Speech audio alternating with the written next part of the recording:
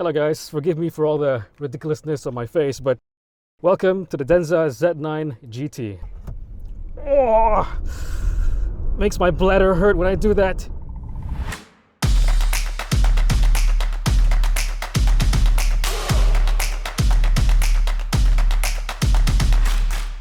We're in Zhengzhou to test out some Denzas, specifically the Z9 GT. It's somewhere pretty special. BYD has a huge facility to basically make this all happen in-house. It's got a high-speed test track, of course, but it's also got a low-grip skid pad, off-road course, swimming pool, and even the world's tallest sand climb, not to mention a sprawling showroom area in the main hall. Basically, the perfect spot to get acquainted with the Z9 GT, which is basically a tech showcase on wheels. The best tech and design that BYD can muster, all crammed into a high-end EV. This car is kind of a big deal. On the global market, this is their global hero car for Denza and BYD at large. It's already somewhere in Europe being sold for a lot of money. It is in Malaysia, or coming to Malaysia very soon for also a lot of money. Maybe I'll put this down the screen somewhere. Headline figures 1156 PS, 1200 Newton meters of torque, and it drives pretty good. But is it beautiful? You tell me in the comments. So, how much? I've heard it could possibly come in less than the B8, which starts at 459,000 ringgit, but I'm not exactly holding my breath. Denza does seem enthusiastic though, so maybe it's true. For sure though, with an output of 1156 PS or 850 kilowatts from its 3 electric motors combined, road tax will be about 9,100 ringgit. I want to talk you through the exterior, which I think is a little bit polarizing because to me, well, first of all, I don't know if Malaysia is getting this LiDAR hump, which I think is one of the ugliest LiDAR humps I've ever seen, because not only can you tell it's the hump, the finishing is different from the glass roof to the actual hump, which is plastic, and then you have the LiDAR little visor there, which is, again, like a big border, big bezel around the LiDAR screen. Not very nice looking. Hopefully, we don't get it. Okay, back to the front end of this car.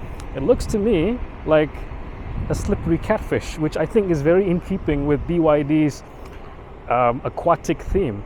We will be getting the 20-inch wheels over here, which I think look good, but not as good as you would get maybe in the 21-inch wheels in other markets. Maybe you can spec it. Maybe Denza will let you spec it, the nicer 20-inch wheels. These run Eco Contact 7s, which I think is a good thing because you might want to be replacing after you do a few too many of those pencil compass turns. There's a lot of weight coming through the nice silhouette on this sloping roofline, which they call a shooting brake. I sort of disagree. I think it's more of like a hatchback.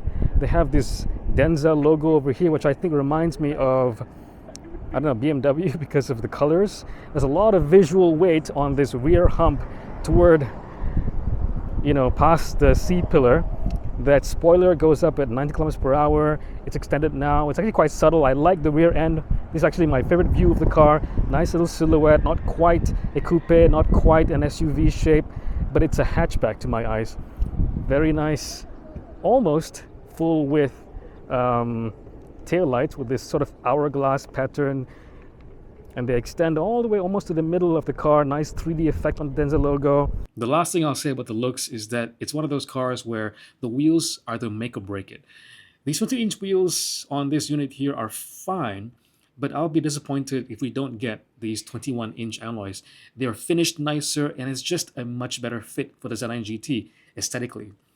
All its more apples-to-apples rivals are actually only sold in China. On the outside, it goes up against the Taycan from Porsche, but not really. Well, for one thing, it is significantly larger and more geared to comfort and luxury, whereas the Porsche is definitely the sharper precision instrument.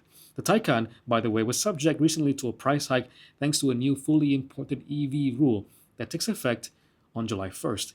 And it's in this mess that the Z9 GT is launching. Then again, Denza does seem pretty optimistic about it. Does it have auto-close doors? Yes, it does. Let me try to walk you through this interior as well. A lot of screens, yes, very BYD style in this way. This, importantly, does not swivel because it's on fixed mounts. But does it need to swivel? Absolutely not. Swiveling is a gimmick. I think BYD at this point recognizes that. This screen is 17 point something inches, and you have a screen ahead of you, which is for the driver. You have 13.8 something inches for the driver, and you can have that mirror alongside the passenger side, also 13 point something. You have a 9-inch display up here for the digital rear view mirror. You got two 50-watt wireless chargers in the middle, very standard, EV sort of layout. Beyond that, you have a little cubby which hides the key in this case, cup holders behind that, and you have the controls for the actual mini fridge, which is actually accessed through here. It can go up to like -6 degrees to up to 50 degrees Celsius. Pretty cool.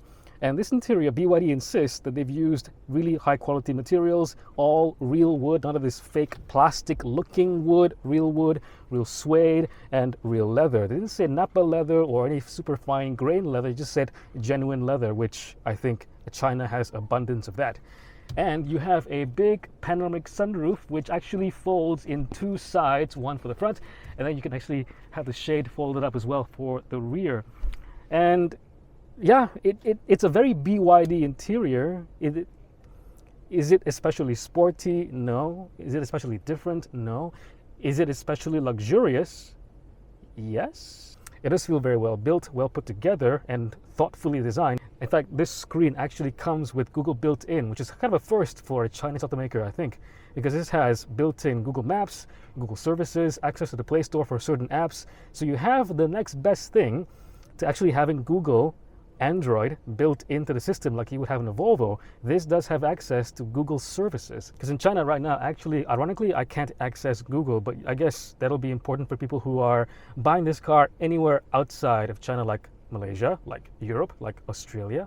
There are only 6 buttons arranged in a row ahead of me, just ahead of the wireless chargers, then a chrome finish, which is very reflective, and in this bright sunlight I can actually see what it says, but none of them are actually controls for things like the air conditioning or the climate controls or the volume, which I guess as a driver I can alter via controls on the screen. Oh, so one of these buttons is actually for the Die Sus system. The start and stop button is over here. What else? Defroster, mode switcher, and of course it does support the hand gestures for the air conditioning. So not having buttons is sort of forgivable. I can't believe other manufacturers haven't actually copied this outright. Please do that. The steering wheel itself, you have a flat bottom. There's a boost function on the right paddle shifter, and I guess some other logo on the downshift, or what would be the downshift.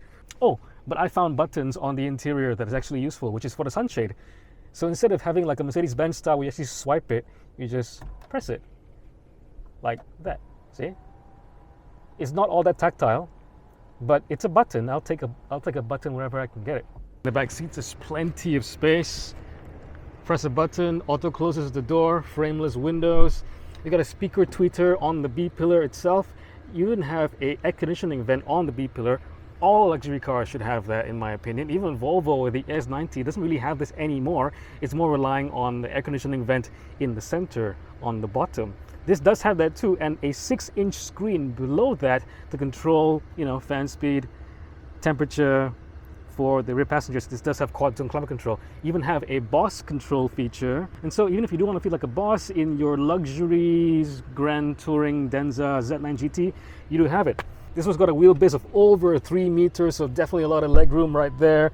You've pressed a button to exit the car, but the material quality in the back is the same. You have this yellow stitching option for this car, real leather, real wood, and it just feels like definitely a more comfortable car to sit in at the back than the Taycan, 100%.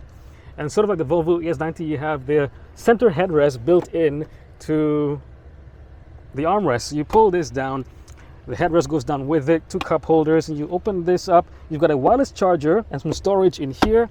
And below the screen that controls your air conditioning stuff, you have 2 60-watt USB-C chargers, so you can plug in 2 laptops. It's also got massaging seats and an Ottoman footrest for each of the 2 rear passengers. If you sit in the middle, I guess you don't really count. Just to show you how much luxury focused the Z9 GT is despite its sleek body lines. The design too also really helps it hide that huge wheelbase, 3.1 meters between the front and the rear axle. Speaking of which, its turning radius is only 4.6 meters, insanely short for a car this long, thanks to that rear wheel steering system which can swivel the wheels at up to 15 degrees. Usually it's about 3 to 5 degrees max. This was super obvious at how agile it felt around a tight set of cones. Unless you carry too much speed and understeer, direction changes feel impossibly pointy. Then it was my turn on the high-speed track. 160, 170, brake, brake, brake, brake, brake, brake. 60? Turn right.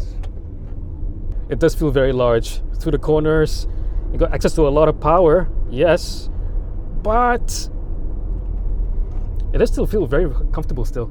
Very pliant through the corners. Body roll is minimal, but you can tell there's a lot of inertia at play over here. Maybe it's due to the Conti Eco Contact tires, but definitely. Can you hear that? Straining, squealing tires. You turn the wheel and you can actually feel the torque vectoring at play, trying to claw you out of the corner. I'm not going that fast, but I can feel the mass. Okay, onto the straight. This is where it goes a little bit floaty when the nose rises up. Off the gas, braking. Not trying to break the speed record over here, but brakes are strong. I think you can even have carbon ceramic options on this thing. This has yellow calipers, which tell me they might be carbon ceramic, but they're not in this spec at least. Some tight S's.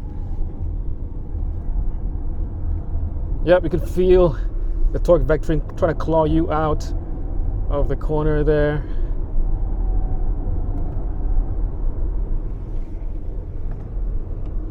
Inside. Okay. And that's it. That's my time on the track with the Denza Z9 GT. Maybe I can tell you more over a voiceover. I gotta be honest, it did feel pretty soft. Mechanical grip wasn't in abundance, but maybe that's down to the tires. They do seem to struggle with the inertia of 2.8 tons of Denza rolling down at high speeds, and I can't really blame them. The Dysas A air suspension system seems to be great at ironing out the bumps as I went over the rumple strips, but maybe not so great as the anti-roll system. There was more lean into the corners than I was hoping for, and the nose shot up every single time I poked the accelerator. I didn't check if I was in the right mode or not, but given I was like after a dozen people ahead of me before I took my turn, I figured the car was in sport or whatever the right mode was. It's definitely more of a GT car than a driver's car, but maybe I came into this with mismatched expectations. On the wet skid pad, Denza also let us have some slow-mo sideways fun in the car's drift mode. Yes, it's got one. Shockingly controllable too, but no idea how much computer wizardry is happening here behind the scenes. Finally, flash charging. It's one of the headline features of the Z9 GT and its Gen 2 Blade LFP battery, and we witnessed it going from 7% to 97% in about 10 minutes when plugged into one of their next-gen charging bays, where it delivers juice at a great big 1.5 megawatt lump. They're also bringing this tech to Malaysia, and interestingly, they say flash charging won't have any negative effects on battery health over standard DC charging. If that's true, wow. In fact, this whole car just seems like a collection of wow-worthy stuff that BYD has cooked up and wants to show off to the world. And lucky us, Malaysia will be the first ones in Southeast Asia to get the Z9 GT. There you have it, guys. This is a little preview that we have here in Zhengzhou of the Denza Z9 GT. Very, very impressive technically. Charging speeds, amazing. If we can get flash charging in Malaysia, that'll just be the icing on the cake. But does it drive like it's supposed to? I have really high expectations, I guess, of really performance-oriented EVs. Coming from things like the U9, this doesn't drive nearly as well, but it's technically so competent. But comfort-oriented. Then again, it is called GT. But what do you guys think? Let me know in the comments.